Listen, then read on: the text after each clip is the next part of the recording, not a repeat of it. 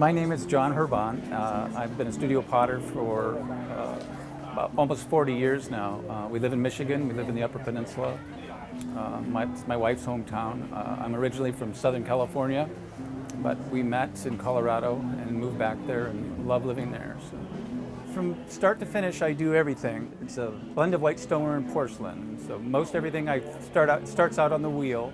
I do some hand-built pieces. I fire to what's called cone 9, which is about 2,300 degrees. I fire with natural gas in a neutral atmosphere. As far as influences, I like sort of the Asian aesthetic. I like the Japanese architecture and American craftsman era pottery. I'm a fan of that as well, so I use matte glazes. And so my work is a combination of things that I like.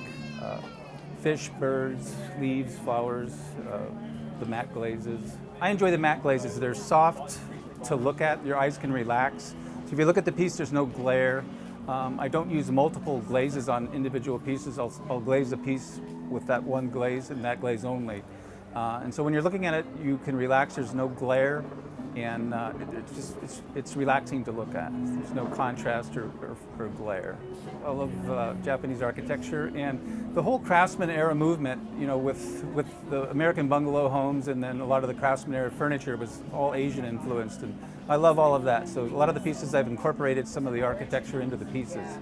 And so if you think about Japanese pottery or Chinese pottery, my work doesn't look like that, but if you look at it from a distance, the overall body of work, you'll see an Asian aesthetic there. When I talk to people, I let them know that I do all the entire process from start to finish. I do, and I work alone. So everything I make myself. And I've tried to grow over the years. Like I said, 40 years of doing this. So I'm trying to get better even after 40 years. So each piece I make, I try to improve on. I've tried to continue learning about glazes and firing techniques so that I continue to grow with what I'm doing. I don't want to be stuck or become stagnant. So things are always changing.